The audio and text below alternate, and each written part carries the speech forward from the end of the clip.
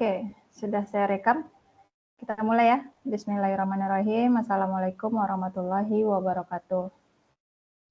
Waalaikumsalam warahmatullahi wabarakatuh. Selamat sore Bapak Ibu semua. Salam sejahtera untuk kita semua. Sore hari ini kita akan membahas tentang bedah artikel ya. Tapi bedah artikelnya artikel masing-masing Bapak Ibu yang sudah mengumpulkan. Mungkin tidak semuanya akan bisa terbahas pada sore hari ini. Cuman apa yang kita bahas hari ini itu insya Allah bisa menjadi masukan bagi Bapak Ibu masing-masing. Jadi bisa diterapkan dan bisa revisi masing-masing nanti. Gitu ya. Sebelum itu, saya memastikan apakah PowerPoint saya sudah tampil. Sudah, Bu. Oke.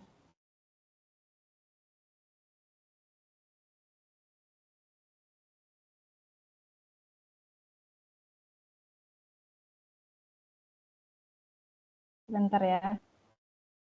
Ini kenapa hilang?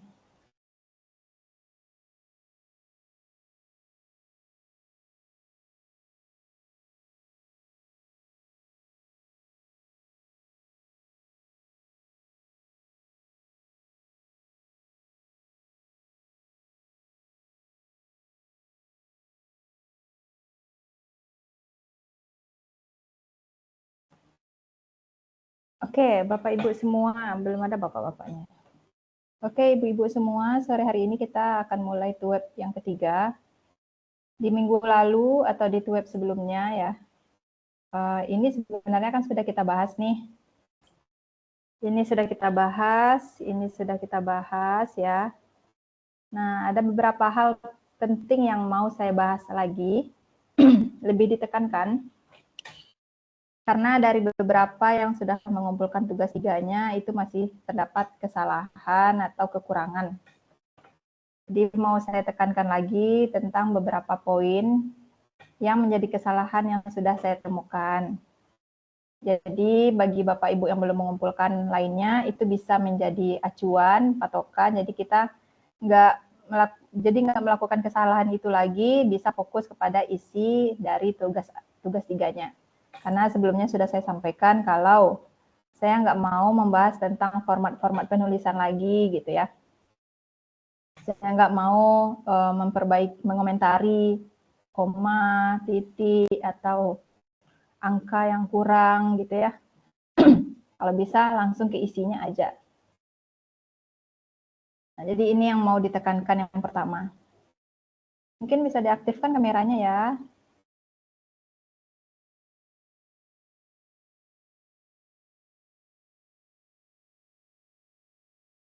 Bapak Ibu atau siapapun di sini boleh bantu ingatkan teman-temannya untuk join ya.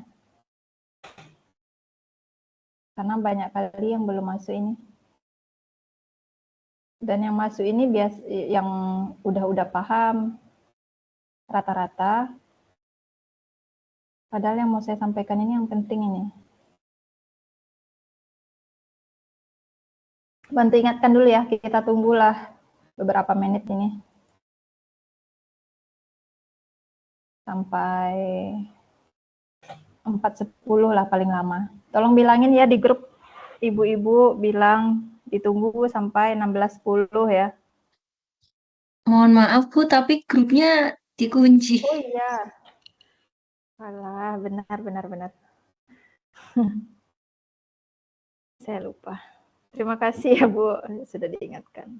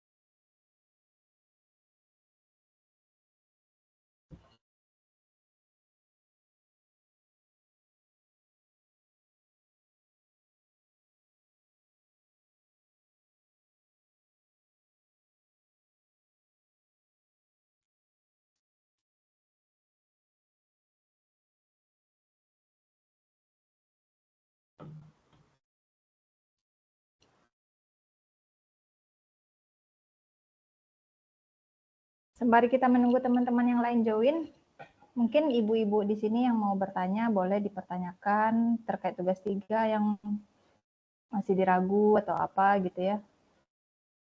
Karena di kelas ini baru 3 orang. Kalau saya tidak salah, saya belum update yang terbaru ya, list antrian bimbingannya. Iya, kelas ini baru 3 orang. Tambah Bu Desi berarti 4. Bu Desi nomor berapa kata saya kemarin? Tadi? Nomor 12. 12. Iya. Iya. Berarti baru 4 orang sama Bu Desi.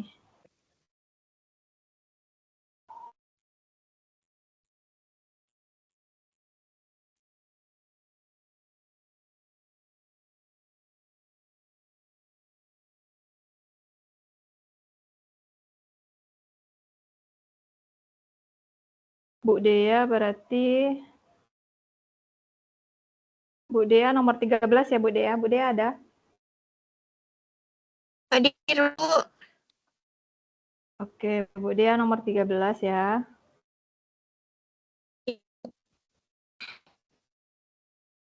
Siapa lagi yang belum saya baca chatnya?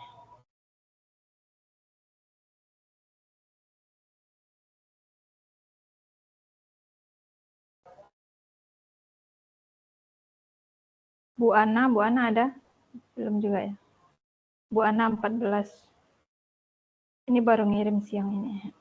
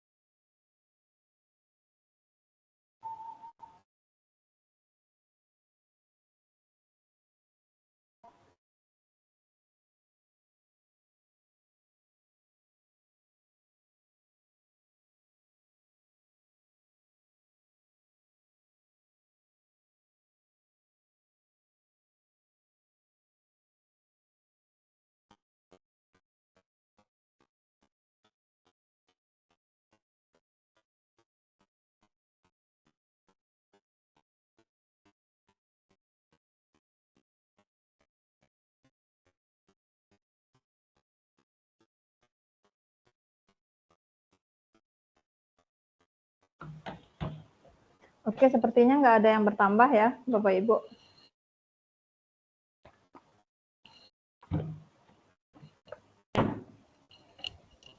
Kita lanjut aja. Nggak ada yang mau bertanya duluan, ibu-ibu ini? Lanjut dulu. Oke, lanjut ya. Nah, jadi Bapak Ibu semua kan sudah ada yang memulai untuk menulis pendahuluannya ya. Nah, kemarin sudah pernah saya bahas juga bagaimana cara menulis pendahuluan itu. Ada menjawab 5 pertanyaan ini. Bagi yang tidak ikut web atau ketinggalan, silakan tonton ulang rekamannya. Ini nggak kita bahas lagi. Yang akan saya tekankan di sini, cara menulis pendahuluan yang dapat ACC dari saya gitu. Nah, Bapak Ibu masing-masing sekarang kan sudah punya judul ya, dari PKP-nya atau yang sudah ACC juga dengan saya, atau ada yang baru sekedar saya sampaikan sementara oke, nanti menyesuaikan dengan tugas 3 dan tugas 4. Nah, jadi silakan Bapak Ibu pegang judulnya saat ini, pastikan sudah ada materinya apa, atau mata pelajarannya ya. Kemudian apa metode yang digunakan atau model yang diterapkan ketika penelitiannya, apakah metode model PBL, metode demonstrasi, atau apapun itu gitu ya. Lalu satu lagi,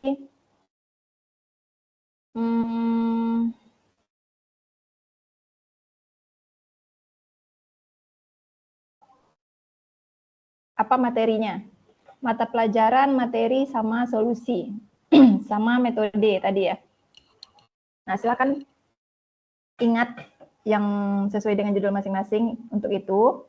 Nah, kemudian caranya Bapak Ibu ketika menulis pendahuluan itu nanti dengan variabel tiga poin yang saya minta tadi, Bapak Ibu silahkan ketika paragraf 1 ceritakan tentang mata pelajaran itu penting.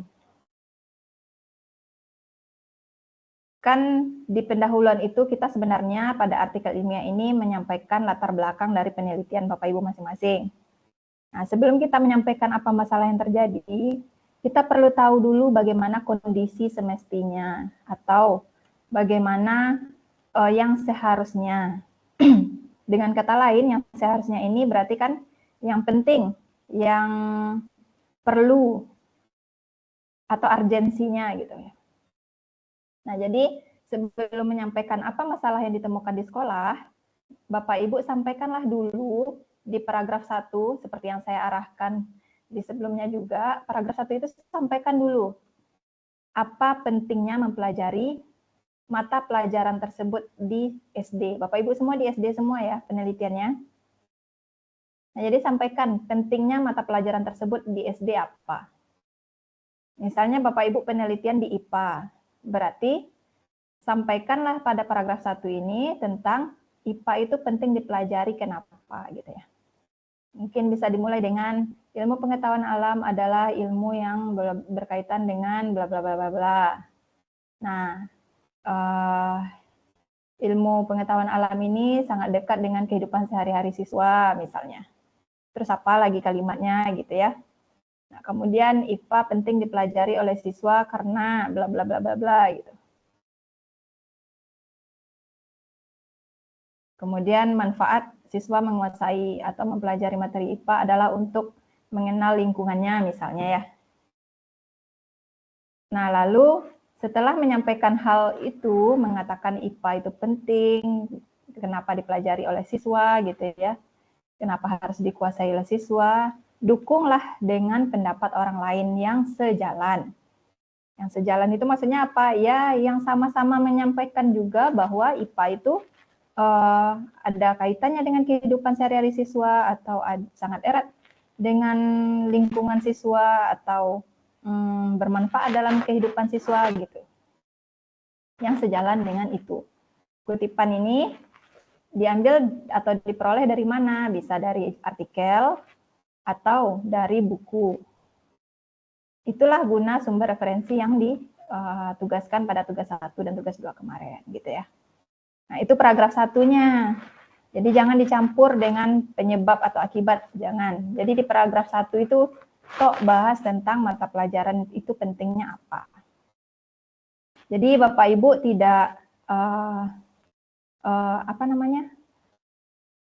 sewaktu sekolah dulu kan pernah belajar ya, membuat suatu paragraf itu harus ada kalimat utama, ada kalimat penjelas ya. Nah, kalimat utama itu dalam satu paragraf ada berapa? Cuma 1 ya, nggak ada lagi yang lain. Jadi makanya saya sampaikan di setiap paragraf itu jangan dicampur. Kalau bahas tentang pentingnya si mata pelajaran ya mata pelajaran aja isinya, jangan dicampur dengan adanya masalah lah, hasil belajar rendah lah di sana gitu. Nah, kapan dibahasnya? Di paragraf lain. Jadi setiap paragraf satu topik. Nah, kemudian ketika paragraf 2, Bapak Ibu kan ada materi khusus nih di penelitiannya. Tadi saya contohkan di paragraf 1 IPA ya. Di paragraf 2 berarti ceritakan lagi materi spesifiknya. Misalnya materi tentang sumber energi. Nah, berarti sampaikan kenapa sumber energi itu perlu siswa mempelajarinya. Apa manfaatnya? Bisa Bapak Ibu sampaikan lah. materi sumber energi itu aplikasinya dalam kehidupan sehari-hari siswa apa? Kalau misalnya cobalah dibaca di buku atau di artikel orang lain, kalau misalnya matematika kan gampang ya memikirkannya ya.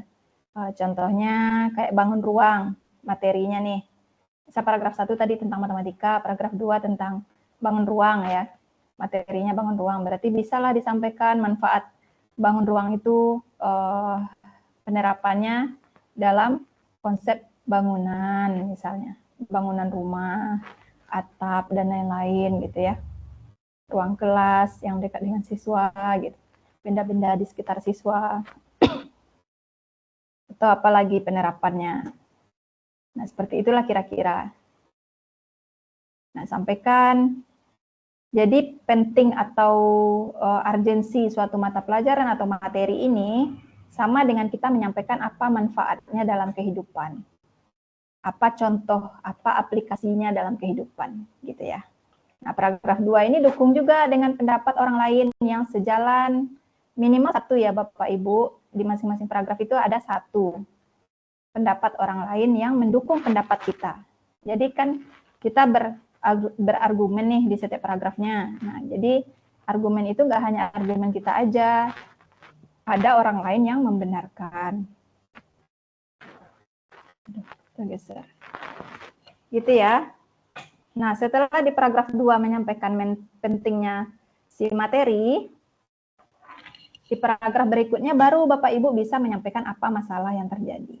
Jadi disinilah kesempatan kita untuk mengulik atau mendeskripsikan dengan detail apa permasalahan yang ditemukan di sekolah, di lapangan.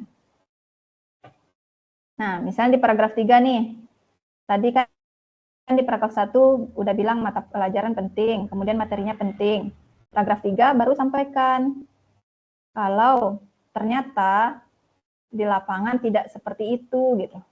Atau bisa dikatakan meskipun materi ini penting nih, atau mata pelajaran ini penting nih, ternyata banyak siswa yang tidak menguasainya, atau hasil belajarnya rendah, atau kurang berminat belajar di sana, mempelajari materi tersebut gitu.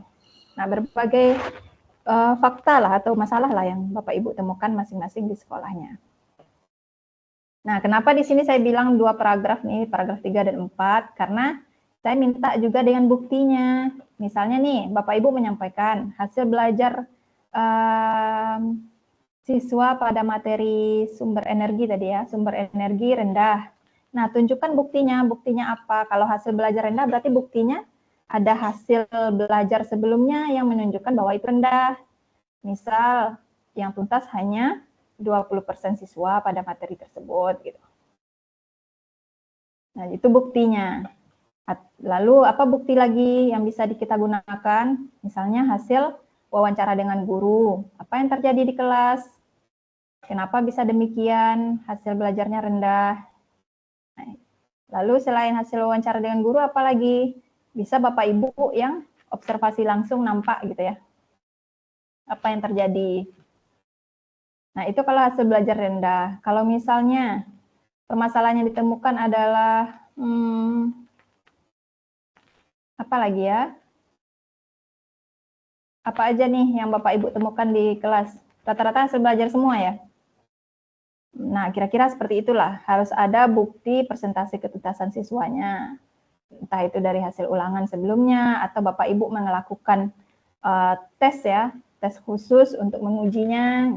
Nah, itu bisa dijadikan sebagai bukti dari masalah yang ditemukan.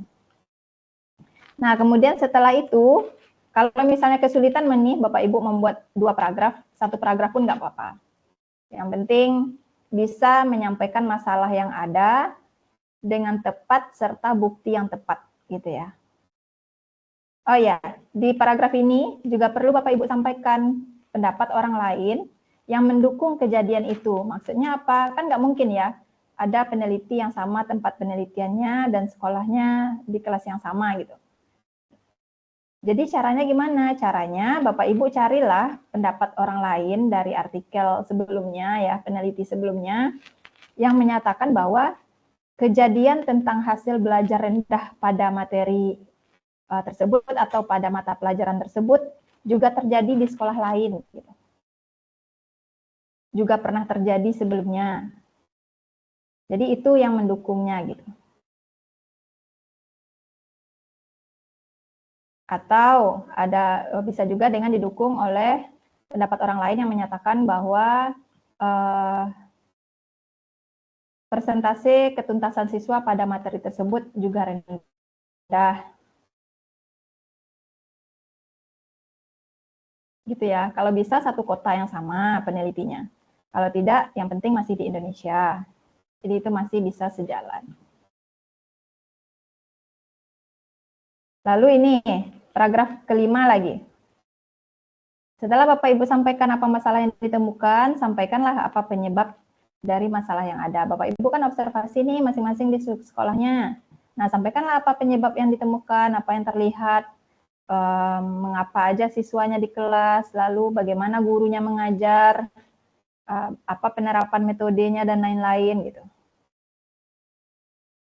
Nah, ini saya bilang di sini, jika solusinya suatu metode, pastikan penyebab utamanya juga metode. Jadi Bapak Ibu ketika membuat solusi itu tidak bisa asal-asalan. Kalau yang salah itu ternyata siswa kurang terlibat, solusinya berarti ya apa yang bisa melibatkan siswa. Jangan sampai pakai metode diskusi, metode ceramah solusinya. Berarti kan tidak teratasi masalah yang ada. Padahal masalahnya siswa kurang terlibat. Masa solusinya metode diskusi gitu ya. Jadi pastikan solusinya itu memang sesuai dengan permasalahan yang ada, memang mengatasi masalah yang ada. Nah, kalau misalnya solusinya media gimana? Berarti yang disalahkan atau permasalahan yang ditemukan adalah media pembelajaran di kelas yang kurang. Jadi siswa sulit memahami apa yang dimaksud guru karena tidak nampak bentuk fisiknya, tidak tahu apa yang dimaksud gitu. Jadi perlu ada media pendukung. Nah, itulah kira-kira. Begitu cara menyampaikan penyebab dari masalah yang ada. Nah, setelah disampaikan penyebab, ini tetap ya didukung juga oleh pendapat orang lain yang sejalan. Kemudian paragraf 6-nya bahas tentang akibatnya lagi. Nah, akibat ini sampaikanlah bahwa efeknya itu benar-benar besar bagi siswa. Kalau di matematika, ketika membahas penjumlahan dan pengurangan, kalau siswa itu rendah hasil belajarnya di sana atau tidak bisa menguasainya, atau kurangnya penguasaan siswa di sana, berarti kan efeknya nanti bisa ke materi selanjutnya, perkalian gitu ya, kalau dia nggak menguasai penjumlahan. Nah, efeknya lagi kemana? Ke pembagian. Lalu efeknya lagi kemana? Ke materi perpangkatan. Itu kan saling berkaitan. Nah, seperti itu kira-kira menyampaikan akibatnya. Nah, akibat besarnya mungkin bisa ke tidak terkendala dalam kehidupan sehari-hari seperti bertransaksi jual beli. Kalau penjumlahan dan pengurangannya tidak bisa dikuasai oleh siswa. Nah, begitulah kira-kira untuk menyampaikan akibat. Nah, sesuaikan dengan judul masing-masing ya. Kemudian paragraf berikutnya, setelah kita sampaikan permasalahan yang ada, penyebabnya, akibatnya apa, nah sampaikanlah solusinya apa. Nah, solusi ini metode atau model yang Bapak Ibu gunakan di judul tadi. Gitu ya. Jadi apa solusinya? Misalnya nih, solusi yang digunakan adalah metode demonstrasi. Jadi Bapak Ibu sampaikanlah metode demonstrasi itu apa, metode demonstrasi merupakan bla bla bla bla, metode demonstrasi bisa dilakukan seperti ini, metode demonstrasi menurut si peneliti sebelumnya seperti ini gitu ya. Nah, sampaikanlah, bisa di sini sampaikan teori dari buku tentang metode demonstrasi gitu. Sampaikanlah. Jadi ada juga kutipan di sini kan. Nah, setelah disampaikan solusi, baru di paragraf terakhir sampaikan alasan dari memilih solusi tersebut. Nah, alasan ini bisa kita ungkapkan dengan menyampaikan keunggulannya, kelebihannya, kemudian sampaikan juga kalau solusinya tadi misalnya metode demonstrasi. Berarti sampaikanlah bahwa metode demonstrasi tersebut bisa mengatasi masalah hasil belajar yang rendah tadi. Seperti itu kira-kira. Lalu didukung juga oleh pendapat orang lain. Kalau kita menyampaikan keunggulan dan kelebihan ini berarti kan kita membaca dari suatu buku ya, atau suatu artikel orang sebelumnya. Apa keunggulan dan kelebihan dari metode tersebut gitu. Jadi masing-masing di pendahuluan itu bisa dituliskan kutipannya. Dan saya mewajibkan minimal satu paragraf itu ada satu kutipan. Ya. Sejauh ini ada yang mau ditanyakan Bapak Ibu sekalian?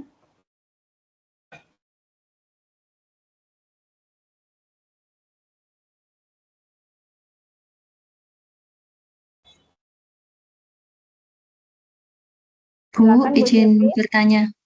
Nggih. Oke. Untuk yang di paragraf 3 dan paragraf 4 yang membahas tentang fakta di kelas itu kan di milik saya juga Bu Gusti kasih saran untuk menambahkan referensi dari penelitian lain yang membahas masalah yang sama dengan yang saya bahas. Itu saya bingung merangkai kata-katanya itu gimana ya Bu? Misalnya saya sudah mengemukakan faktanya.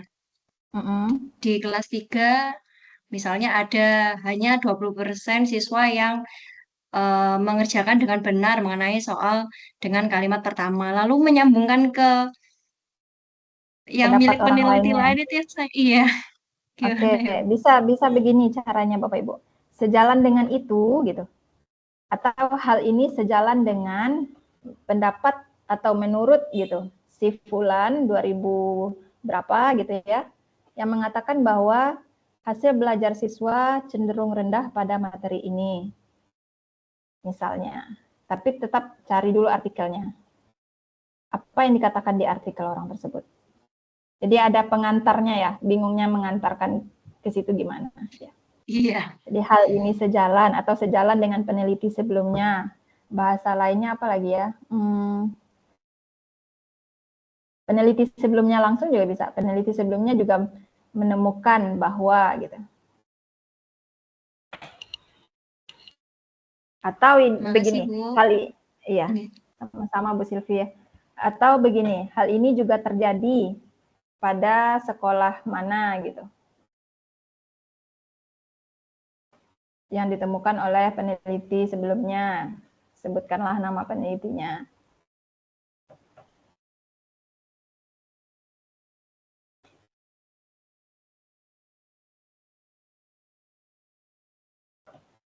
Oke, bisa dipahami Bapak Ibu yang lain?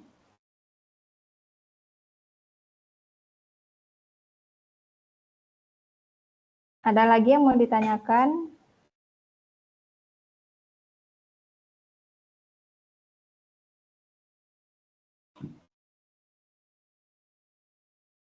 Kalau enggak kita lanjut ya. Ini kan sudah dibahas juga.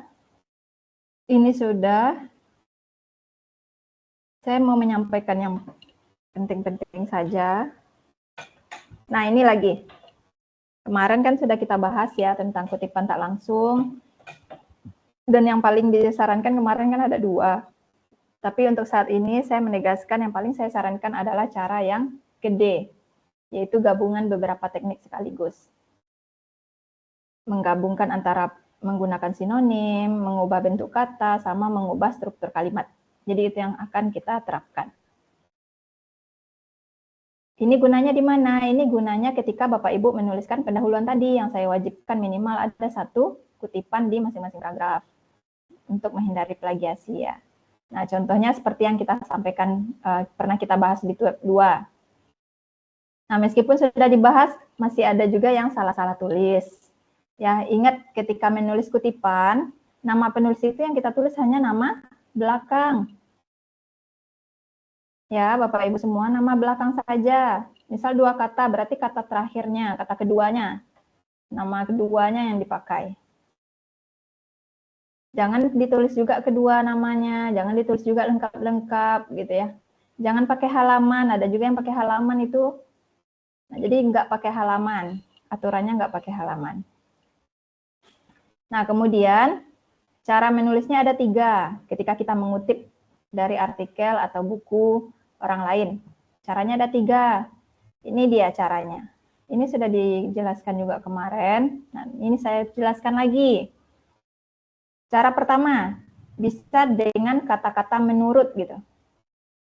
Nah, menurut ini syaratnya apa? Syaratnya harus ada koma. Jadi jangan langsung menurut bulan 2018 hasil belajar matematika dapat diartikan. Nah, jangan seperti itu. Jadi harus ada koma. Kalau menurut harus ada koma. Ingat aja seperti itu. Baru isi yang dikutip apa. Ini isinya sudah diparafrase ya. Nah, cara keduanya apa? Cara keduanya langsung nama orangnya. Kalau langsung nama orang, berarti kata kuncinya lagi adalah mengungkapkan bahwa. Opsi lainnya apa? Menyatakan bahwa, menjelaskan bahwa, mendeskripsikan bahwa, menunjukkan bahwa. Nah, berbagai macam bahwa-bahwa lainnya. Jadi gitu, kalau nama langsung. Nah, cara ketiganya apa? Namanya di akhir. Nama di akhir ya seperti ini aja formatnya. Nama, koma, tahun gitu. Setelah isi dari yang dikutip. Nah, cara memparafrase yang bagus itu, tadi kan caranya cara ke D, gabungan beberapa teknik. Nah, ini contoh yang pernah kita bahas. Di grup juga sudah pernah di-share. Nah, jadi ini, hasil belajar matematika, ini contoh yang di artikel asli misalnya ya. Bapak Ibu kalau mengutip jangan sampai satu paragraf mengutip ya. Cukup satu kalimat atau dua kalimat aja. Kalau satu paragraf itu namanya nggak mengutip lagi, udah menyalin ide orang, jadinya ide Bapak Ibu mau ditaruh di mana lagi gitu. Jadi ini misalnya contoh satu kalimat yang kita kutip di artikel, suatu artikel gitu ya. Hasil belajar matematika dapat didefinisikan sebagai kemampuan atau pengetahuan siswa yang diperoleh melalui proses pembelajaran matematika selama kurun waktu tertentu, sehingga menimbulkan daya pikir nalar, berpikir logika, dan sistematis. Nah, cara memparafrase yang teknik D tadi, penggabungan beberapa teknik parafrase, gunakan sinonim. Seperti ini ya, hasil belajar matematika tetap, karena nggak ada opsi penggantinya ya, hasil belajar itu. Dapat didefinisikan. Didefinisikan ada opsinya, penggantinya, kata sinonimnya. Apa itu diartikan gitu. Makanya dibikin di sini dapat diartikan. Sebagai kemampuan. Nah, ini sebagai sebuah kemampuan. Nah, dengan begini menyelipkan sebuah kata ini juga mengurangi plagiasi Bapak Ibu. Jadi tidak terdeteksi nanti oleh aplikasinya. Di sini kan kemampuan atau pengetahuan. Nah, atau pengetahuannya nggak ditulis karena kemampuan sama pengetahuan kan ibaratnya sama aja gitu ya. Jadi ini di sini menjadi sebagai sebuah kemampuan. Siswa dibikin menjadi seorang siswa. Ini juga mengantisipasi. Jadi nggak terdetek sebagai kemampuan siswa gitu. Karena sudah berganti menjadi sebagai sebuah kemampuan seorang siswa. Kemudian ini lagi yang diperoleh melalui. Nah, ini bakal kedetek nanti di Bapak Ibu. Tapi ya kalau misalnya nggak ada ide sinonimnya apa, penggantinya apa, ya nggak masalah, tulis saja. Setidaknya kita sudah mengurangi yang sebelum-sebelumnya gitu ya. Nah, kemudian yang diperoleh melalui proses pembelajaran matematika. Nah, ini bisa diakali dengan dirubah menjadi melalui kegiatan belajar matematika. Nah, ini juga aman dari terdetek plagiasi. Kemudian selama kurun waktu tertentu. Nah, ini diganti menjadi dalam waktu tertentu. Nah, ini maknanya sama aja gitu ya. Sehingga menimbulkan daya pikir bla bla bla bla gitu. Dirubah menjadi agar siswa memiliki daya pikir nalar, berpikir logika dan sistematis. Jadi itu kombinasi beberapa teknik parafrase. Ada sinonim, kita selipkan kata baru, merubah bentuk kata itu maknanya ya. Lalu merubah susunan kata juga bisa. Merubah susunan kalimat maksudnya. Nah, itulah yang harus Bapak Ibu terapkan ketika menulis kutipan nanti. Agar plagiasinya bisa langsung di bawah 30% ketika tugas 4. Parafrase itu maknanya sama dengan kita mengutip pendapat orang lain dengan makna yang masih sama, tapi bahasanya saja yang sudah berbeda. Itu ya.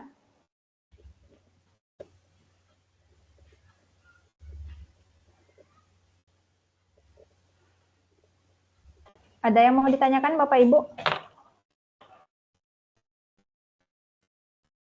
Ibu Ana baru bergabung ya.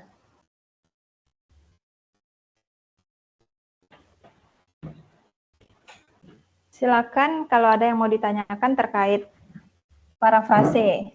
Karena ada yang mengumpulkan masih dibikin kutip duanya. Berarti kan kalau kutip dua itu masih kutipan langsung ya. Kalau nggak ada kita lanjut. Ini juga penting. Bapak Ibu perhatikan daftar pustaka itu sekarang, ini sama ya konsepnya dengan yang tadi. Nah, daftar pustaka itu di aturan UT, Bapak Ibu harus perhatikan pedoman UT ya.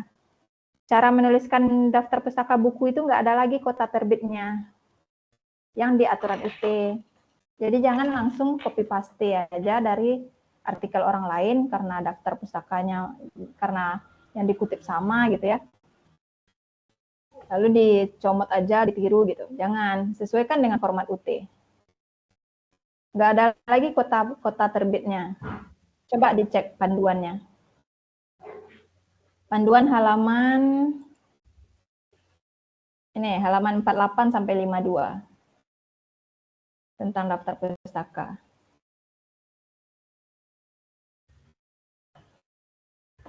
Jadi nggak ada ya. Kemudian cara menulis jurnal gimana? Apakah sama dengan buku? Tidak, berbeda. Ada lagi aturannya.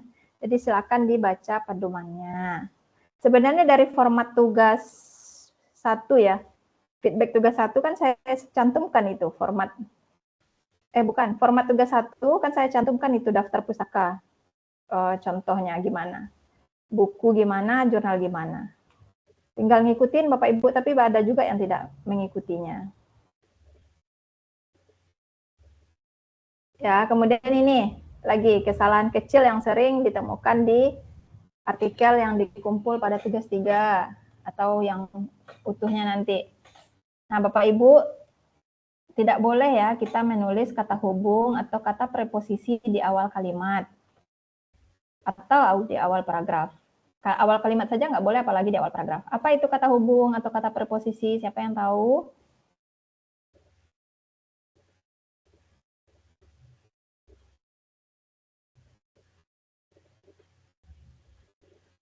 Ada yang tahu kata hubung apa aja?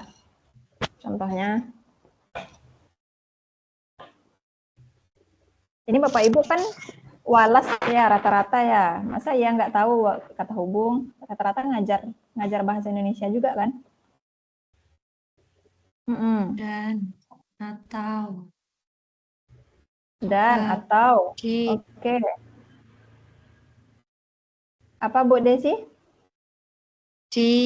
Untuk, dalam, dengan, di, pada. Nah, itu nggak boleh di awal kalimat. Jadi jangan digunakan lagi di awal kalimat ya.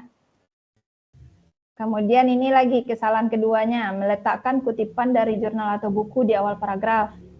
Nah, seperti yang saya bilang tadi, kalau kita mengutip, suara siapa yang bocor? Bu Ana ya. Kalau kita mengutip, saya matikan dulu. Oke, kalau kita mengutip, kita sampaikan dulu ide kita. 1 kalimat atau 2 kalimat, baru kita tuliskan kutipannya. Jangan langsung di awal paragraf, menurut bla bla bla bla, matematika adalah gitu. Jangan, itu yang salahnya. Yang benarnya apa? Matematika merupakan mata pelajaran yang penting dipelajari oleh siswa kelas 3 SD misalnya ya. Nah, sejalan dengan itu, menurut siapa contohnya? Menurut bulan 2018, matematika sudah dipelajari sejak sekolah dasar. Misalnya. Jadi ide kita sampaikan dulu, baru didukung oleh pendapat orang lain. Gitu ya. Nah, itu kesalahan keduanya. Kesalahan ketiganya, penggunaan kalimat yang tidak efektif, bahkan tidak baku. Nah, ini nanti kita lihat aja contoh artikel temannya, yang mana yang tidak baku itu. Bapak Ibu mungkin tahu ya kalimat efektif. Kalimat dikatakan efektif harus ada apa? Subjek. Apa lagi? Predikat. Objek. Oke. Nah, jadi itulah ilmu yang Bapak Ibu ajarkan ke siswanya, terapkan di artikelnya. Kemudian ini lagi, Satu paragraf full dengan kutipan. Nah, itu juga nggak boleh. Misalnya nih, dalam satu paragraf ada 5 kalimat ya. Misal ya, 5 kalimat. Nah, 4 kalimatnya kutipan. Satu kalimat berarti cuman ide Bapak Ibu. Berarti itu nggak boleh gitu ya. Masa satu paragraf isinya punya ide orang semua, bahasa orang semua gitu ya. Bahasa sendiri cuma satu kalimat gitu. Itu nggak boleh. Jadi cukup satu paragraf itu 1 atau 2 gitu. Udahlah. Atau paling banyak 3. Kalau paragrafnya panjang nggak apa-apa ya. Tapi kan nggak mungkin satu paragraf itu 1 halaman ya. Lalu yang kelima, ada satu paragraf tanpa kutipan. Nah itu juga nggak boleh. Full dengan kutipan nggak boleh. Tanpa kutipan juga nggak boleh. Nggak bolehnya bagi siapa? Bagi saya. Ya. Jadi setiap paragraf itu harus ada kutipan. Minimal 1. Maksimal 3 lah ya. Janganlah sampai 4. Oke, itu penting Bapak Ibu perhatikan. Kemudian ini lagi. Ini di feedback tugas 1 dapat masing-masing ya format yang ini. Kalau Bapak Ibu lihat di bagian hasil dan pembahasan saya taruh kalau tidak salah ini. Nah, maknanya apa? Mungkin Bapak Ibu ada yang belum paham, ada yang sudah. Maknanya apa? Ini aturan dalam menuliskan artikel ilmiahnya. Kemarin kan kita sudah ada ya penjelasan tentang kerangka penelitian ada 8. Mulai dari judul, identitas, sampai ke daftar pustaka. Nah, ini yang mengatur. Jadi ini penjelasan tabel yang saya bikin di bawahnya kan. Judul artikel pakai format tingkatan 1. Nah, Bapak Ibu punya judul artikel masing-masing kan kemarin. Nah, judulnya dibikin seperti ini formatnya.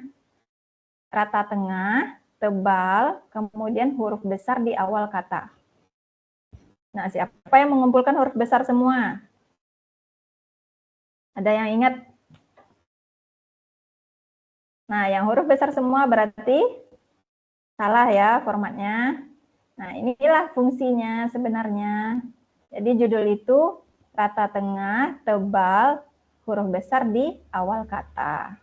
Jadi nggak semuanya huruf besar. Nah, ini perlu juga Bapak Ibu perhatikan, apakah huruf besar di awal kata itu bisa semua kata yang bakal besar hurufnya? Kalau misalnya di judul Bapak Ibu ada dengan, atau melalui, kemudian pada, ya, karena ada bahasanya di judulnya tuh. Nah, apakah itu huruf besar? Huruf awalnya? Tidak. Tidak. Kecil. Kecil. Tidak, Ibu. Kenapa? Karena kata penghubung, Bu. Nah, betul sekali. Karena itu termasuk kata hubung. Jadi konsep kata hubung itu tidak hanya dilarang di awal kalimat aja, tapi ketika menuliskan huruf besar di awal kata juga enggak termasuk. Ya. Jadi silakan diperbaiki judul masing-masingnya nanti, format tulisannya. Lalu ini lagi. Setelah judul, kan kita ada pendahuluan, metode penelitian, hasil dan pembahasan, kemudian apalagi simpulan dan saran, kemudian daftar pustaka ya, yang kepala-kepalanya itu.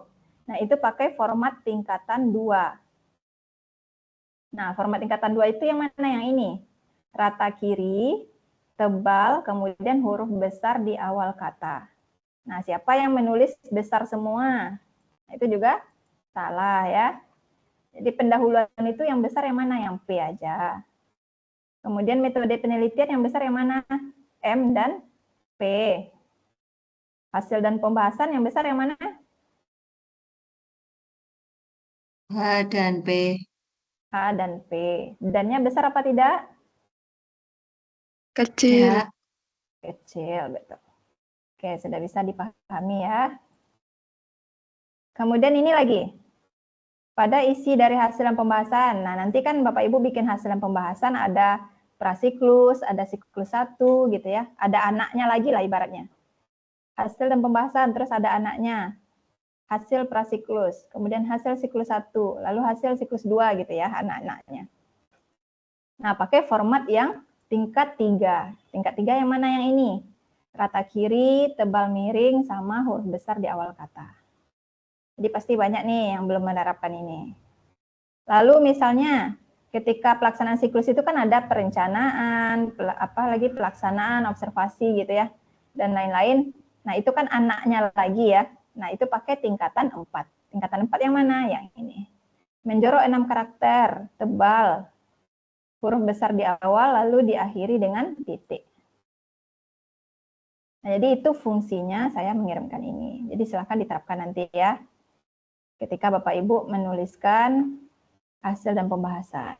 Lalu format tabel lagi, tabel dan gambar. Kan ada yang memasukkan gambar siklus dari penelitian tindakan kelas. Lalu ada yang mencantumkan juga tabel hasil belajar siswa misalnya. Nah, itu ada formatnya. Ini nggak saya cantumkan di sini, tapi Bapak Ibu mungkin catat aja. Jadi kalau format gambar, kalau gambar itu keterangannya di mana? Di bawah ya, di bawah gambar. Jadi gambar dulu, baru keterangan di bawah gambarnya.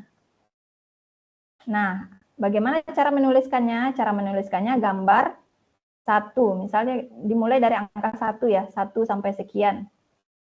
Bukan 1.1, bukan 2.1, nggak ada ya. Karena kita nggak pakai bab-bab di artikel ilmiah. Langsung terlihat semuanya. Kalau di PTK memang benar mungkin seperti itu. Karena ada babnya. 2.1 itu kan maknanya berada di bab 2, gambar pertama. Kalau kita di artikel ilmiah langsung berurut. Kalau gambar yang muncul pertama berarti gambar 1 namanya. Gambar yang muncul berikutnya gambar 2, kemudian 3, 4, dan seterusnya. Cara menuliskannya gambar 1 titik gitu ya. Lalu keterangan gambarnya apa?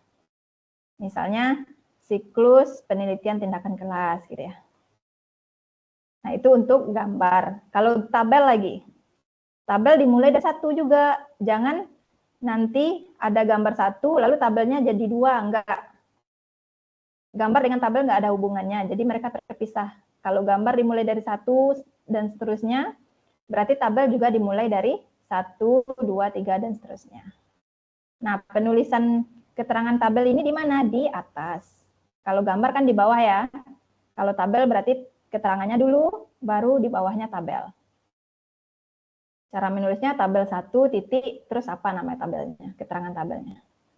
Hasil belajar siswa siklus 1 misalnya. Atau apa gitu ya. Nah, itu untuk format tabel dan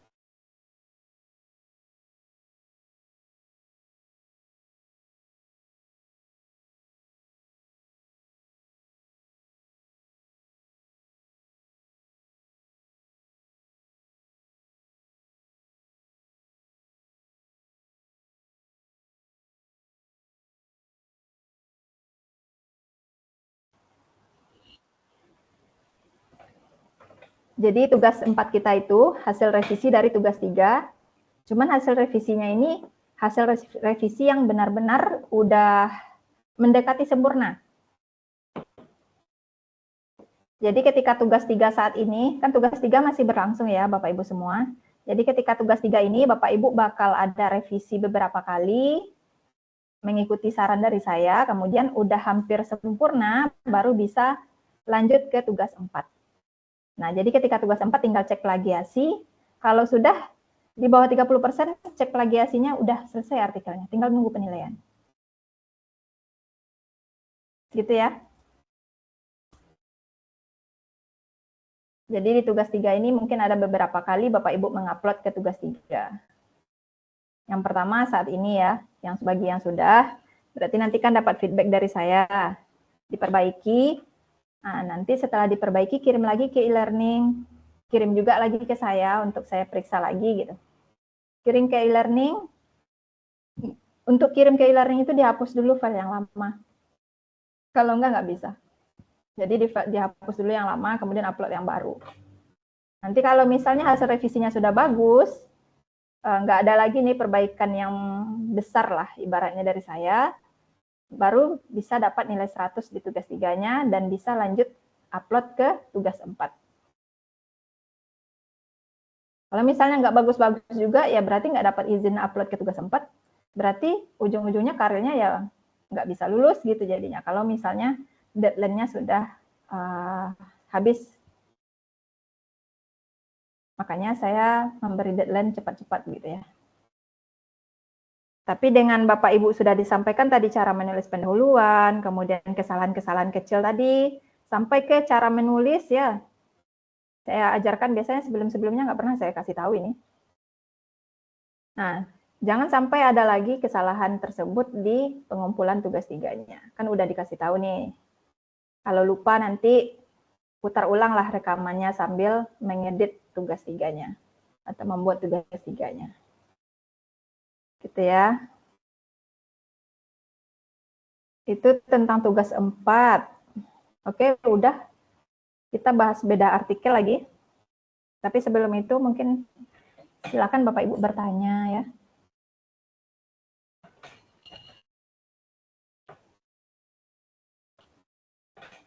Pak Rifki ada yang mau ditanyakan? Jangan takut pula bertanya karena web sebelumnya saya tegur ya.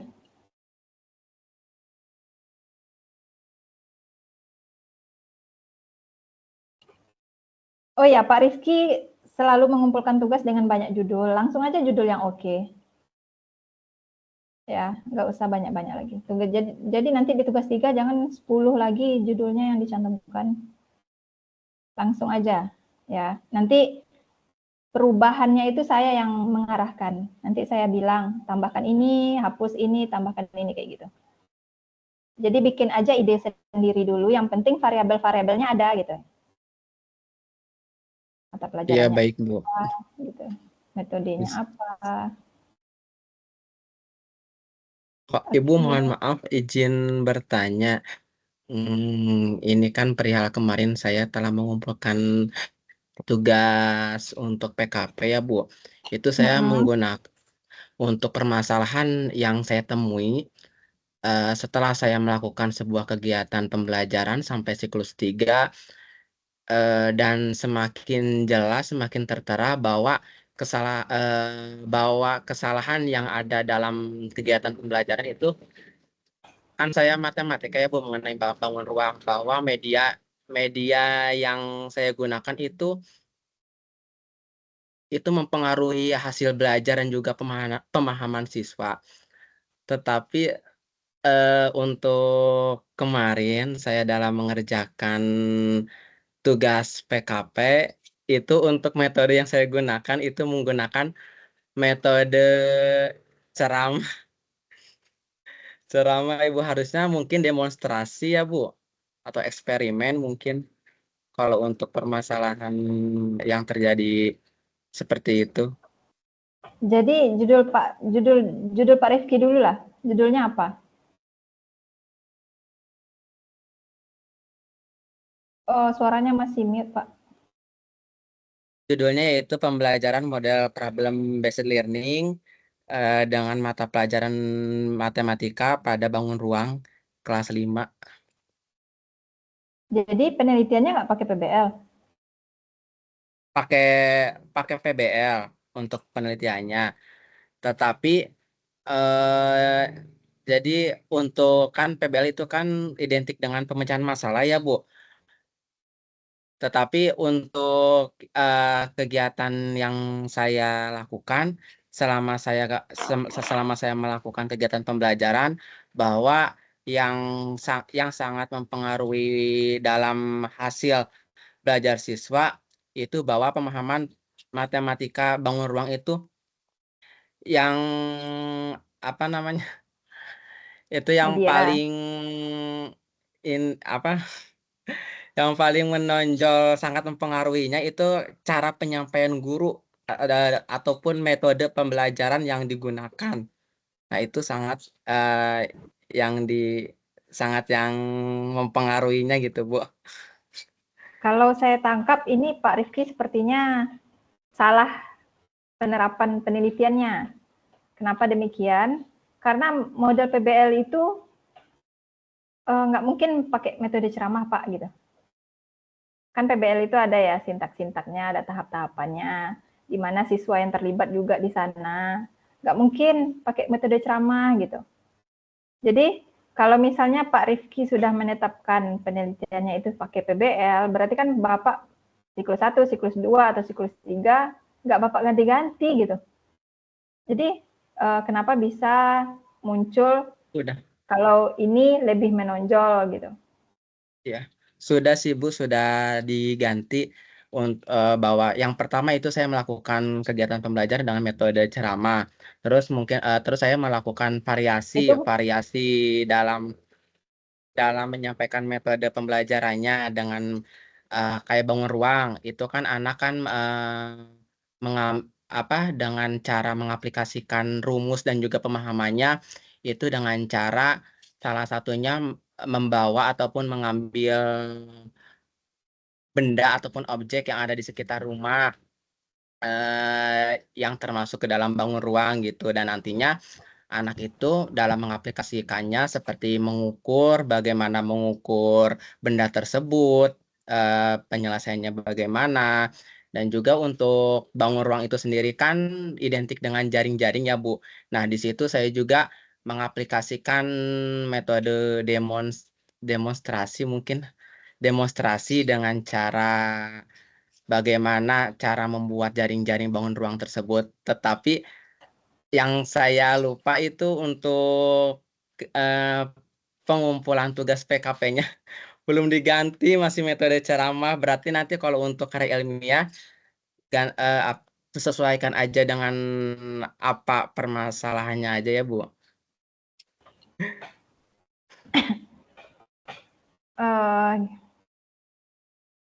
Ini agak ribet. Ini mungkin karena Pak Rifki dari awal nggak konsisten dengan judul ini. Jadi ketika penelitiannya main campur-campur aduk aja. Sebenarnya kan ketika penelitian Bapak Ibu masing-masing sudah menyiapkan ya instrumen penelitiannya. Ada RPP, ada dana lain. Nah RPP itu guna RPP itu kan untuk mengontrol pembelajaran kita di kelas ya. Nah, jadi nggak mungkin bakal tercampur-campur. Nah Bapak Rifki mungkin metode ceramah ini prasiklus atau observasi atau apa? Kapan menggunakan metode ceramah? Observasi Ibu, Oke, observasi sebelum observasi. Iya. Nah, itulah yang mau diperbaiki ya kan. Makanya hasil belajar siswa kan rendah karena metode tersebut. Nah, ketika penelitian Pak Rifki, judulnya kan model PBL. Kenapa ada metode demonstrasi? Apakah metode demonstrasi include di dalam PBL tersebut gitu? Dia gini ya Bapak Ibu, nggak selalu bisa kita katakan bahwa kalau siswa itu melakukan suatu aktivitas atau terlibat, kita katakan itu sebagai demonstrasi. Nggak selalu. Bukan berarti itu termasuk demonstrasi gitu. Paham nggak maksudnya? Karena PBL pun kan juga melibatkan siswa ya. Jadi nggak kita katakan juga PBL itu demonstrasi gitu. Coba pahami lagi teorinya. Jadi mungkin Pak Rifki mungkin karena tercampur-campur aja paling pemahaman demonstrasinya. Tapi pastikan nih Pak Rifki benar-benar melaksanakan si PBL-nya. Karena judul Pak Rifki kan PBL. Nah, pastikan benar-benar melaksanakan PBL. Itu aja. Kalau yang boleh dicampur dalam suatu model ya, kan model tadi ya. Paling bisa pendekatan. Pendekatan bisa masuk ke dalam suatu model.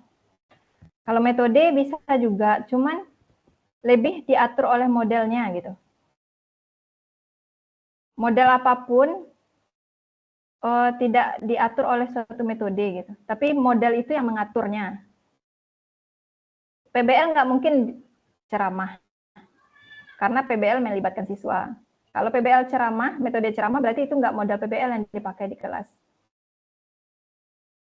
Coba dipahami lagi. Model PBL itu kan ada tahap-tahapannya ya. Apa tahapan pertamanya Pak Rifki?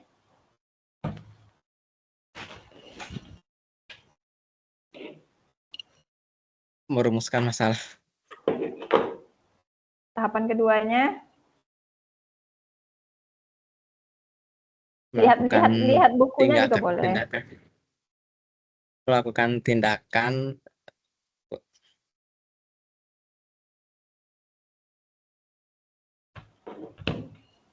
Ada berapa tahapan?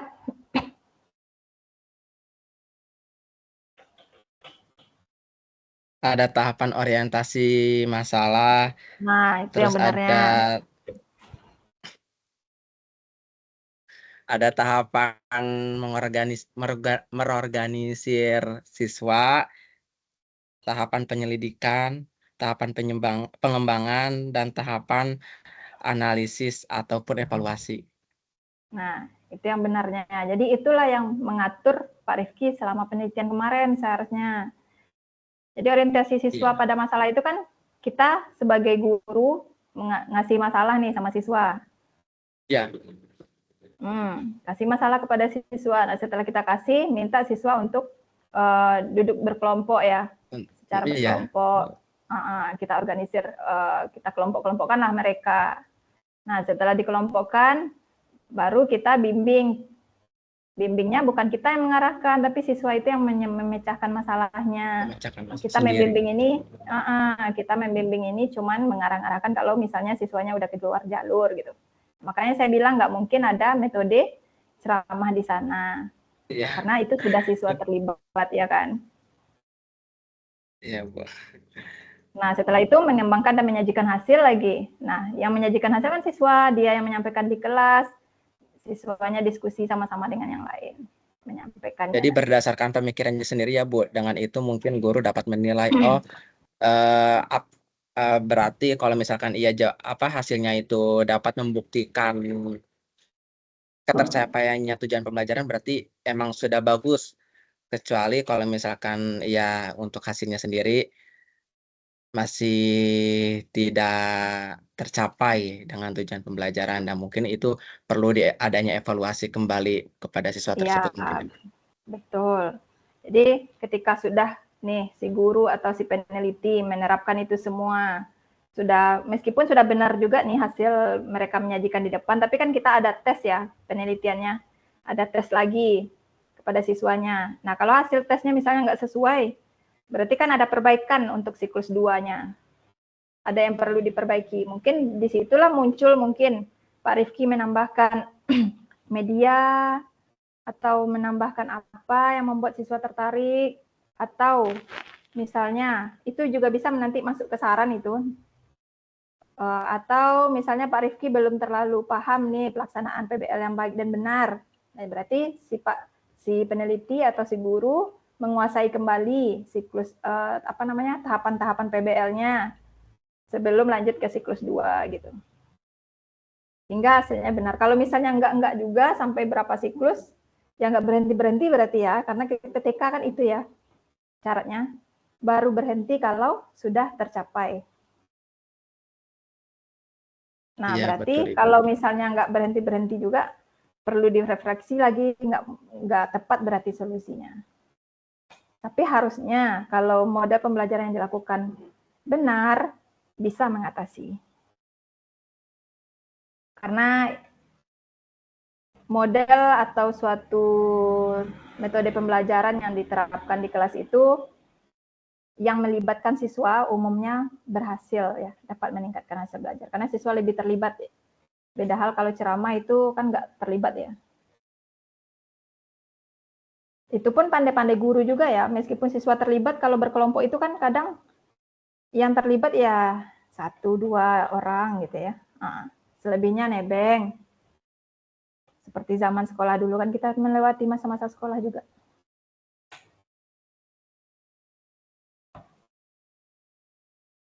Cuman dengan begitu setidaknya bisa meningkatkan dari sebelumnya. Kalau sebelumnya yang tidak dikelompok-kelompokkan mungkin 1-5 orang ya yang memperhatikan di kelas, sisanya mungkin setengah-setengah, lalu sisanya lagi memang enggak sama sekali. Kalau dengan kita mengelompokkan itu kan lebih dituntut untuk paham. Kalau misalnya satu kelompok itu ada 3 orang kan udah lumayan berapa orang bertambah dari sebelumnya. Itulah makanya saya katakan pasti umumnya selalu ada peningkatan hasil belajar kalau kita menerapkan suatu model atau metode gitu. Oke, Bapak Ibu yang lain ada lagi yang mau ditanyakan? Pak Rifki udah? Sudah, Ibu, cukup selesai. Terima kasih, Ibu, atas penjelasannya. Sama-sama, nanti silakan diperbaiki aja. Ya, baik Ibu. PKP memangnya kalau dikumpul nggak ada perbaikan lagi? Ada kan? Kalau di apa Ibu? PKP? PKP ada perbaikan. Untuk PKP kebetulan itu selama 2 tugas itu perbaikan yang paling mungkin sama saya diulang-ulang terus itu mengenai kutipan Ibu. Kutipan dan juga mengenai cara penyusunan pada bab 1 itu masih terlalu banyak teori, belum tidak apa, belum adanya pemikiran yang Sendiri. paling menonjol dari si penulis sendiri. Ikuti saja arahan saya, mungkin bisa di-ACC sama dosen PKP-nya juga. Karena konsepnya seharusnya sama gitu ya, untuk menuliskan latar belakang. Ya, baik Ibu, mudah-mudahan. Oke, ada lagi yang lain, Bapak Ibu yang mau bertanya? Di kelas ini Bapak-Bapak cuma 1 ya? Oh iya. Ada lagi ibu-ibu yang lain bertanya?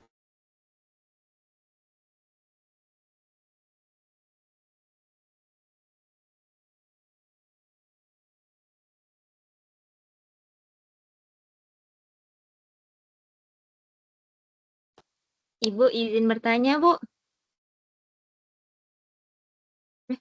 Ada enggak suara? Ibu. Ibu izin bertanya, Bu. Oke, silakan Bu Alisa. Bu, kan udah lihat apa namanya itu ulang dari yang di YouTube tuh tentang artikel ilmiahnya pas di Web 1 sama Web 2, tapi lebih ke Web 2, Bu. Nah, kan jadi Ibu ngasih penjabaran tentang artikel ilmiah itu kan ada diagram hasil prasiklus, siklus 1, siklus 2. Misalnya nggak dibikin, Bu, cuman misalnya dikasih nilai tabel, enggak apa-apa, Bu, ya? Gimana putus-putus suaranya, Bu Alisa? Ini jaringan saya seperti ini. Coba ulangi lagi. Kan kalau lihat contoh dari Ibu yang artikel ilmiah kan di hasil prasiklus itu hasil kan dibikin diagram tuh, hasil prasiklus dibikin persentasenya. Kalau ini apakah harus Bu dibikin presentasinya? Soalnya kalau yang saya bikin saya cuma ngasih hasil tes siswa aja, Bu. Misalnya Gambarannya aja. misalnya hasil tes siswa tabel 1 hasil tes siswa pada prasiklus, terus tabel 2 hasil tes siswa pada siklus 1, lalu tabel 3 hasil tes siswa pada siklus 2 itu enggak di ini, Bu, enggak dibikin persentasenya. Diagram Oh, persentase. oke. Ya. Itu oke, Bu Alisa. Itu sebenarnya tergantung saya melihat nanti besar tabelnya gimana. Biasanya saya mengarahkan mengarahkan mahasiswa untuk membuatnya menjadi diagram karena tabelnya terlalu memakan halaman. Masa iya nanti subjek penelitiannya 20 orang nih, ditampilkan semuanya ke-20-nya. Kan penuh 1 halaman ya. Nah, itu nggak boleh juga di dalam artikel ilmiah 1 halaman penuh dengan tabel atau penuh dengan gambar. Makanya saya arahkan mereka untuk buat ke diagram aja. Jadi sedikit kan terpakai, kemudian baru jabarkan aja nanti tentang hasil belajarnya. Deskripsikan lah ibaratnya. Jadi nggak cuma tabel tok, tapi ada penjelasannya di bawah. Gitu ya, Bapak Ibu yang lain juga.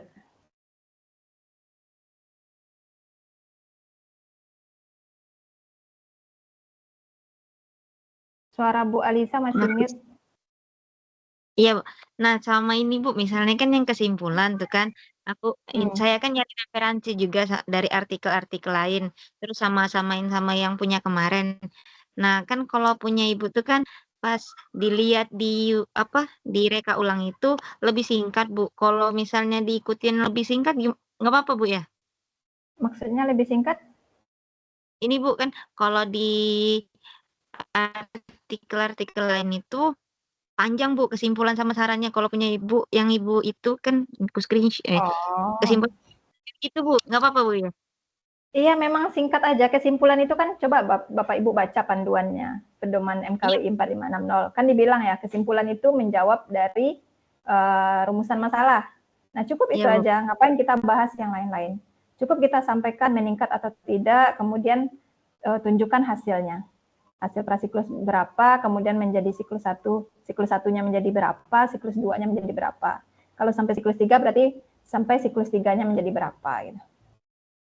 Jadi si pembaca melihat bahwa benar meningkat gitu. Nggak hanya kalimat meningkat aja. Kan singkatnya bukan satu kalimat ya. Satu Iya, Bu. paragraf.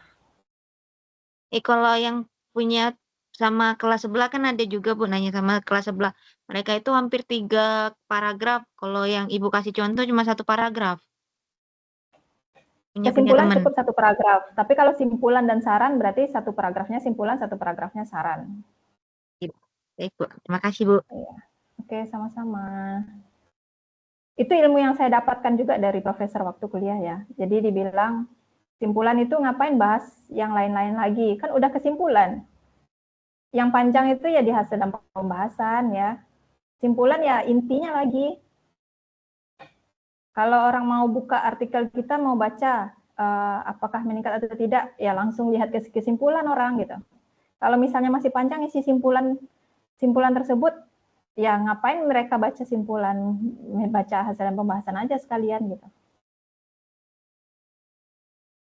Itulah intinya. Gitu ya. Kalau udah yang bertanya, kita bahas lagi artikel mahasiswa. Artikel temannya. Ini Bu Nafis, ada Bu Nafis?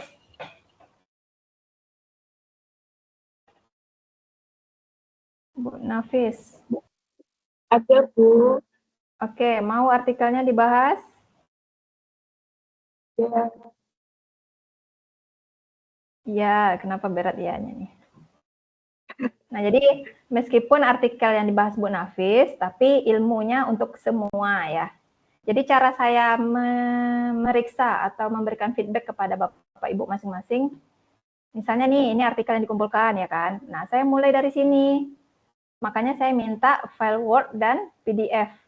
Gunanya apa? Saya mau ngecek format-format yang saya jelaskan tadi gitu. Saya mau cek apakah size-nya sudah sesuai, oke, sudah A4 gitu ya. Lalu marginnya lagi, apakah sudah sesuai marginnya? Nah, ini belum nih marginnya.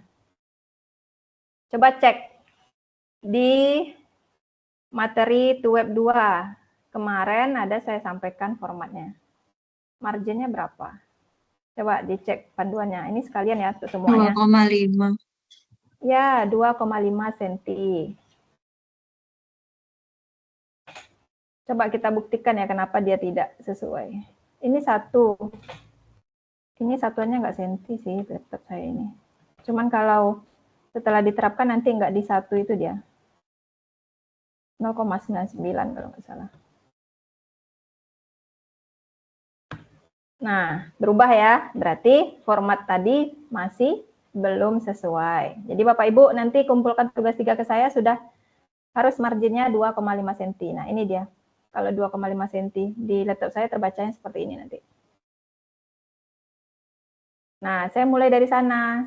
Tapi apakah saya yang mengeditkan langsung? Enggak. Ini contoh aja ya. Jadi yang saya edit barusan nggak bakal saya kirim ke Bu Nafis. Nanti Bu Nafis nggak ada kerjanya nanti. Ya. Jadi ini contoh. Jadi saya mulai dari sini. Nengok size-nya, nengok marginnya.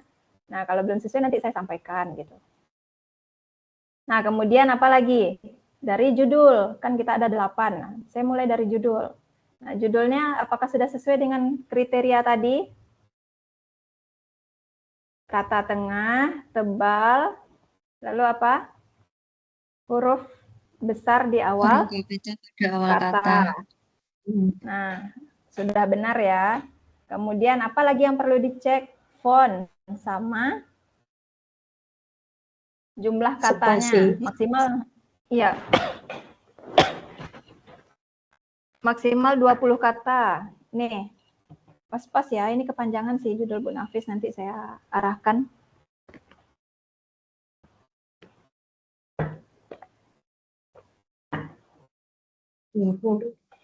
Ada lagi yang tahu kesalahan di judul Bu Nafis apa?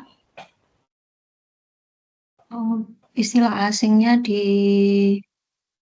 miring, dicetak miring. Bagus, Bu Silvi.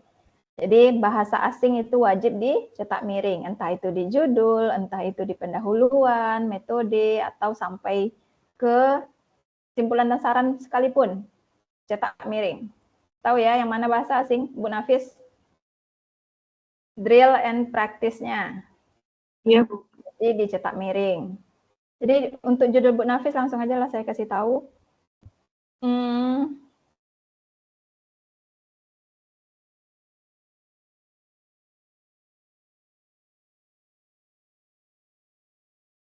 Ini materinya, peningkatan kecepatan.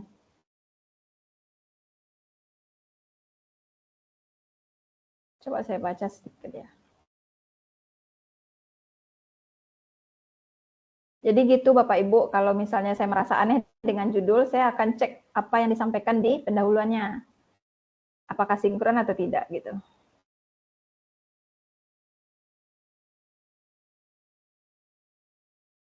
Bagaimana cara Bu Nafis mengukur kecepatan? Kalau ketelitian berarti kan benar ya maknanya ya. Ketelitian kan benar. Bisa diukur dengan hasil belajar. Maksudnya dengan tes gitu ya. Kalau kecepatan bagaimana Bu Nafis mengukurnya? Pakai stopwatch, pakai timer itu loh Bu yang di HP. Tapi di sini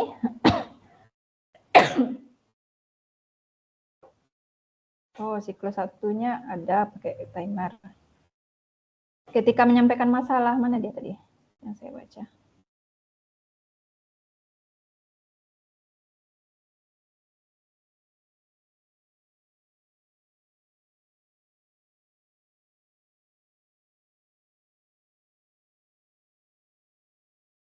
Ketika masalahnya nggak nampak Bu Nafis bahwa permasalahannya itu siswa lambat gitu. Lagian kenapa harus cepat? Yang penting kan benar. Memang cepat yang ingin Bu Nafis capai berapa nih? Kalau cepat dalam waktu normal kan berarti bukan cepat ya. Misalnya waktu ujiannya 10, berapa nih? 60 menit. Siswanya bisa menyelesaikan 60 menit. Berarti kan nggak cepat namanya.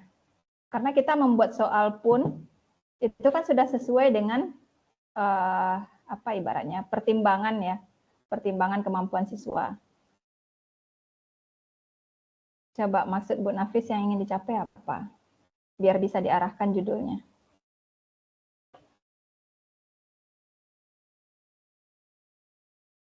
Anak-anak itu kadang memang lama atau beri sekali gitu loh. Gimana?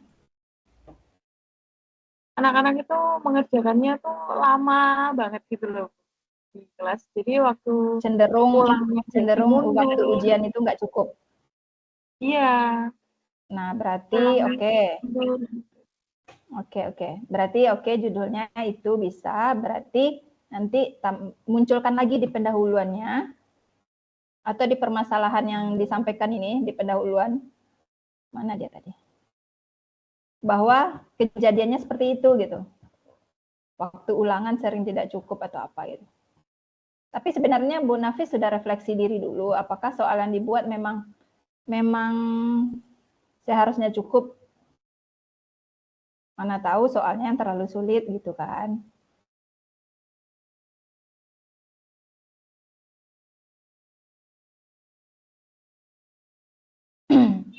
Nah, jadi judulnya sampai sini aja Bu Nafis.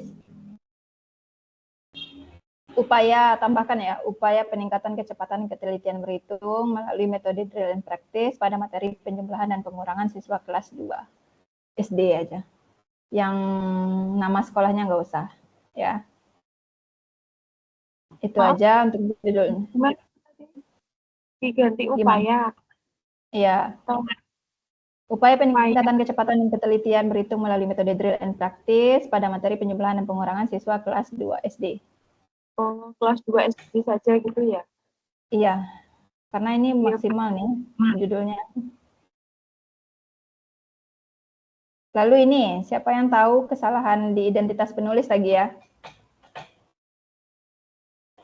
Tadi kan udah disampaikan nih identitas penulis.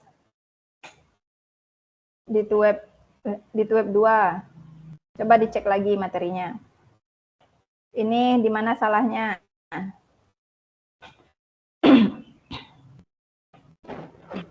Nggak ada penulis satu kemudian ya, Bu? Angka. Iya, betul. Angkanya nggak ada. Terus apa lagi? Email, Bu. Harusnya tidak tebal. Jarak antara penulis 1 dan 2. Iya, Pak. Oke, satu-satu yang ngomong ya. Pertama angka. Terus apa lagi Bu Salama? Jaraknya apa ya, Bu, antara penulis 1 dan 2? Jaraknya. Sebentar. Jaraknya berapa katanya? Enggak kok, kayaknya ini pas deh. Pas ya? Berapa katanya? Coba lihat bukunya. Berapa 1,5, jaraknya? Bu. 1,5. 1 spasi. 1 spasi, Bu. 1 spasi. Coba kita lihat. Oh iya, tidak 1 ya. Ini 1 nih. Mana katanya 1 spasi? 01 spasi tunggal.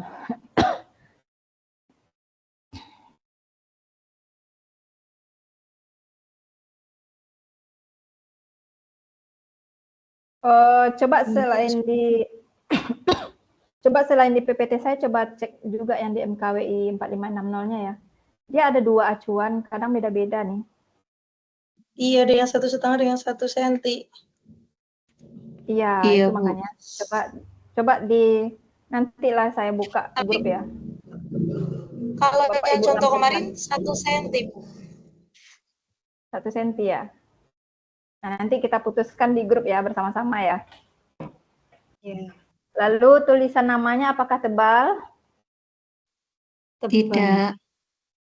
Tidak ya. Nggak ada dibilang bold ya. Nah, jadi ini nggak tebal ya Bu Nafis, Bapak Ibu yang lain juga menjadi seperti ini. Nah, lalu nama pakai angka ya. Ini ada juga yang mengumpulkan kemarin yang angkanya seperti ini. Nah, mungkin karena caranya belum tahu ya. Jadi caranya seperti ini, saya ajarkan sekaligus. Ini berbeda nih perlakuan dengan semester ini. Sebelum-sebelumnya nggak pernah saya ajarkan sampai seperti ini. Jadi ini. Nah, kayak gitu ya caranya. Di blok lah, atau bebas sih, mau di blok dulu atau diklik ini dulu, sama aja hasilnya nanti. Kalau ini kan misal saya blok nih, yang mau dinaikkan. Pilih di bagian home, kemudian font ya. Nah, pilih yang X kuadrat ini. Nah, lalu naik dia angkanya. Jadi gitu caranya ya, Bapak Ibu yang belum tahu. Nah, kemudian ini identitasnya sudah ada. Lalu apa yang belum ada di sini? Email. Email belum ada ya, Bu Nafis, tambahkan. Format penulisan email, lihat aja contoh artikel sebelumnya. Kemudian setelah email, lalu kita masuk ke abstrak. Ini ada pertanyaan, Bapak Ibu, judul, identitas. Ini tambahkan email di sini.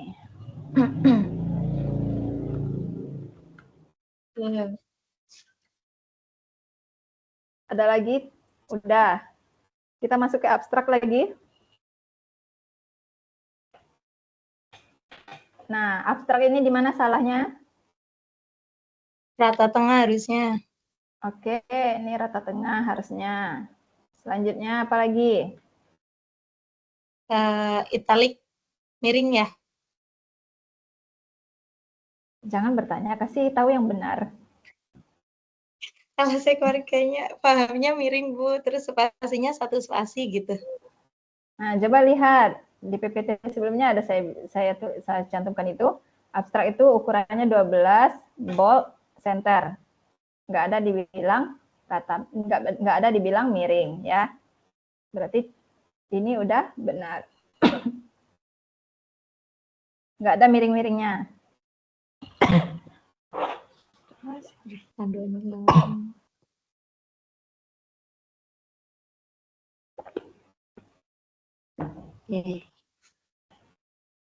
Nah, kemudian isi dari abstraknya lagi. Ini nampak ya, bahasa asing langsung cetak miring ya, Bu Nafis ya.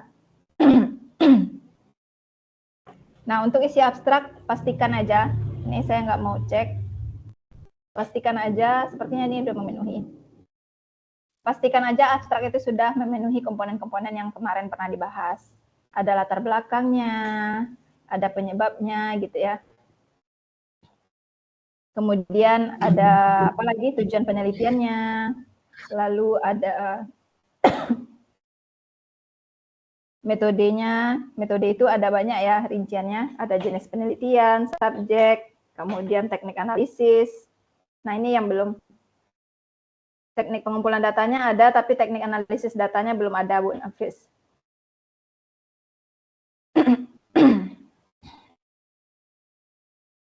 Nampak ya, Bapak Ibu semua? Data yang dikumpulkan ada nih, teknik analisis, teknik pengumpulan datanya, tapi teknik analisis datanya belum disampaikan. Sudah langsung ke hasil penelitian. Jadi tambahkan Bu Nafis di sini teknik analisis datanya. Nah, setelah teknik analisis data, itu kan termasuk metode ya tadi ya. Kemudian lanjut ke hasil dan kesimpulan.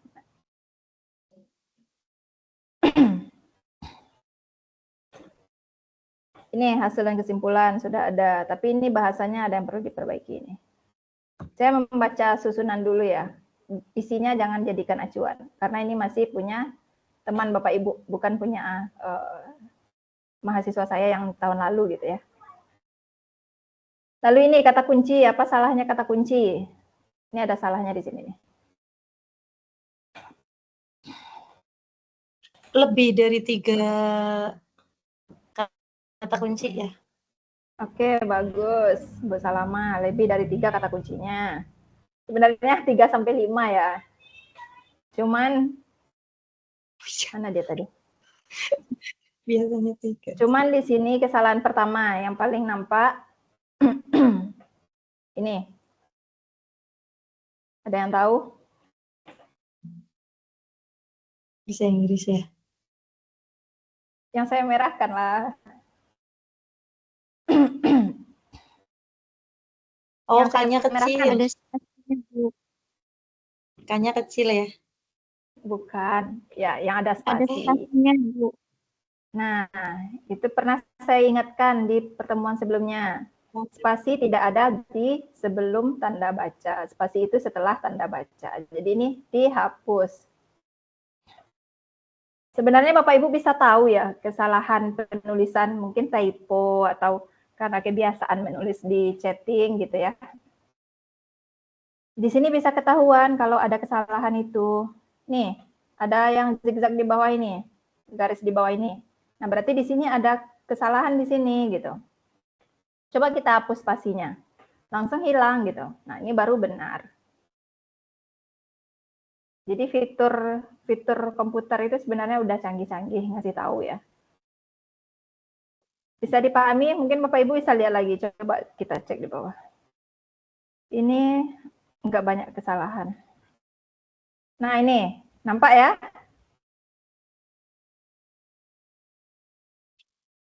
Berarti ada yang aneh di sini gitu. Coba diperbaiki. Ini anehnya pasti spasinya kelebihan. Nah, dikurangi. Langsung hilang gitu ya. Itu tips simple aja. Ini juga pasti kelebihan spasinya. Coba dihapus, langsung hilang gitu ya. Jadi cara memperbaiki teks atau tulisan sendiri gampangnya seperti itu. Nah, itu format-format penulisan biasa ya, Bapak Ibu. Kita balik lagi ke yang tadi. Mana dia? Kata kunci. Nah, font kata kunci berapa? Coba lihat. 10. 10. Nah, ini berapa nih? 12. Jadi diganti ya Bapak Ibu semua di artikel masing-masing. Jadi 10 gitu ya. Nah, kemudian ini drill and practice ini bahasa Inggris ya. Nanti cetak miring ini. Kemudian kecepatan berhitung, ketelitian boleh, penjumlahan, pengurangan juga boleh, SD ini nggak usah. Berapa nih? 1, 2, 3, 4, 5. Nah, ini udah batas maksimal. Dia maksimal 5 ya.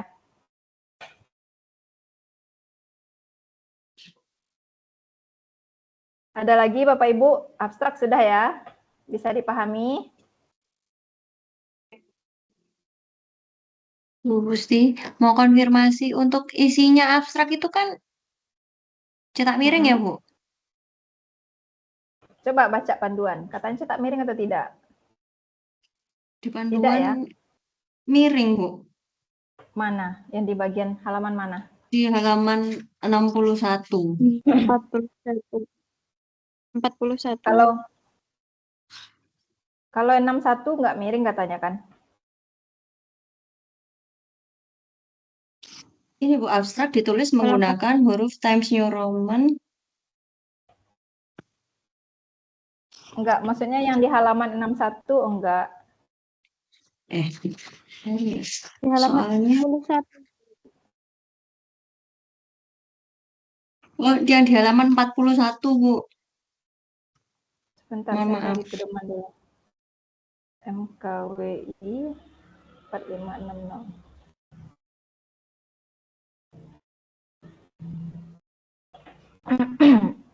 Kalau saya kemarin mengarahkan siswanya tidak cetak miring, karena konsep kita yang dicetak miring adalah bahasa asing ya.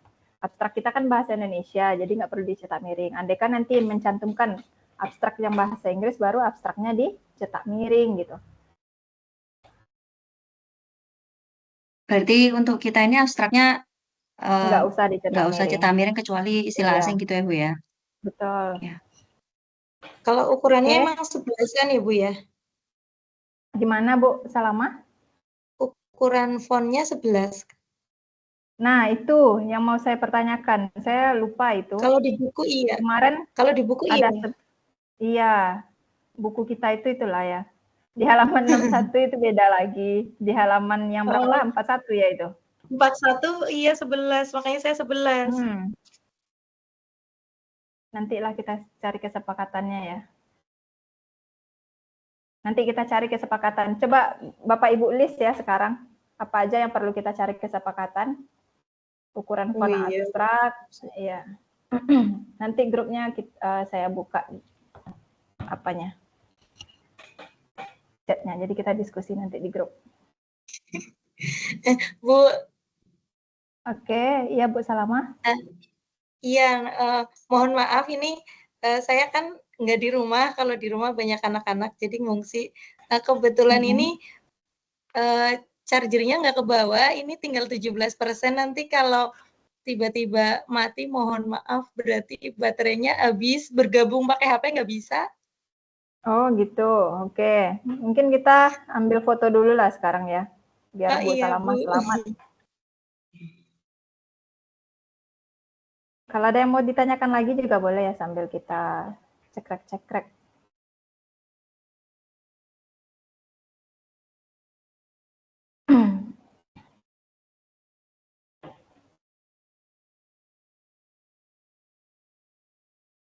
Oke, silakan 1, 2, 3.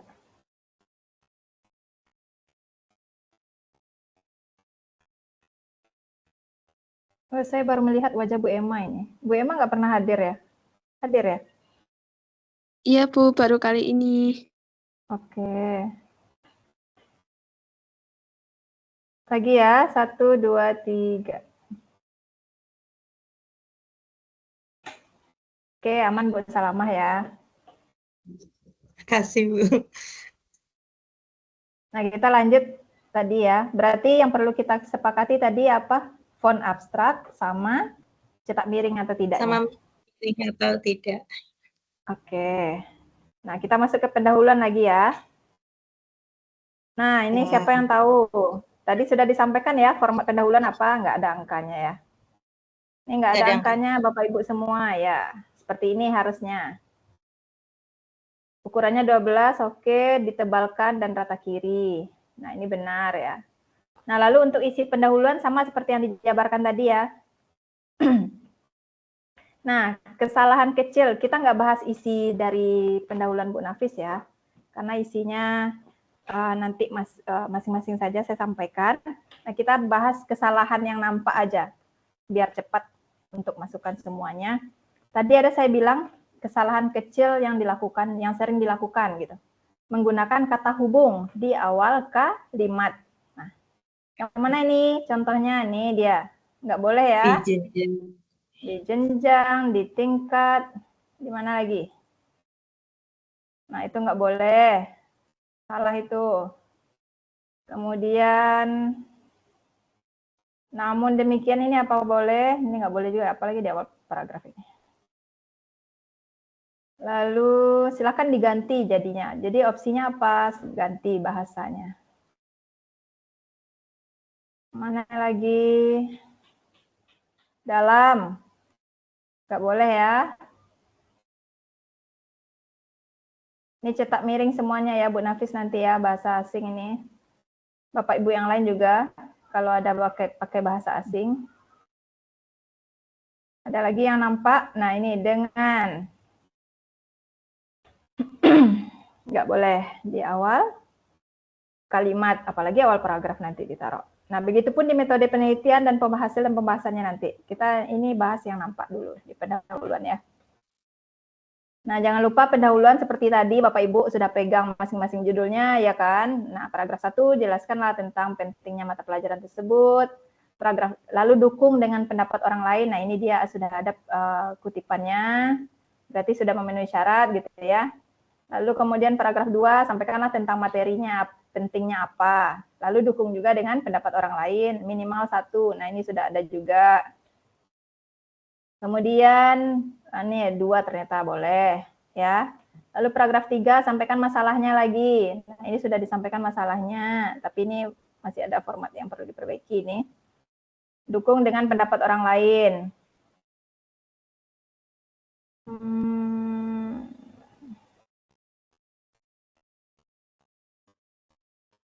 Ini Bu Nafis dan Bapak Ibu yang lain ya. Yang mendukung pendapat tentang masalah ini seakan-akan penyebab ya. Tapi nanti saya baca lagi. Seharusnya kalau secara cepatnya saya melihat sekilas, ini cocoknya di paragraf si penyebab. Karena ada clue-nya di sini penyebab. Seharusnya di sini kutipan yang mendukung tentang masalah yang terjadi seperti yang ditanyakan Bu Silvi tadi. Apa bagusnya, bagaimana cara memunculkan kutipan orang lainnya gitu ya. Nah, caranya seperti yang saya sampaikan tadi. Hal ini sejalan dengan peneliti sebelumnya gitu ya. Yang menyampaikan juga terjadi masalah atau juga rendah hasil apa nih di sini, ulangan harian siswa pada matematika ya tadi ya. Nah, begitulah kira-kira. Nah, jadi kutipan si Santoso dan Septiani ini cocoknya di mana? Cocoknya di penyebab. Cobalah cari di mananya bisa dimasukkan. Gitu ya. Nah, setelah disampaikan masalah, sampaikan penyebabnya apa. Nah, ini tentang penyebab. Dukung oleh pendapat orang lain. Lalu setelah itu pas sampaikan akibat. Dukung dengan pendapat orang lain. Jadi seperti Ibu Nafis inilah. Ini secara gamblang aja ya. Isinya saya belum baca dengan detail ini. Yang penting nampak sama saya di setiap paragraf ada kutipan. Nah, seperti inilah yang saya harapkan. Di setiap paragraf ada kutipan gitu ya. Nah, setelah akibat apa lagi? Solusi dan alasan solusi ya. Nah, di sini solusi sudah muncul nih, ada drill dan praktis. Ini solusinya. Kemudian ada kutipannya, oke. Lalu alasan mengapa memilih solusi itu. Oke, secara cepatnya bisa. Sudah ada juga didukung oleh peneliti sebelumnya. Oke, nah seperti ini yang diharapkan ya Bapak Ibu yang lain. Di setiap paragraf ada masing-masing minimal 1 kutipan. Oke, sudah bagus Bu Nafis. Ini baru cepatnya ya. Nanti saya baca dengan detail. Lalu ini metode penelitian, ini di mana salahnya? Angka. Angka, bagus. Nah, harusnya seperti ini.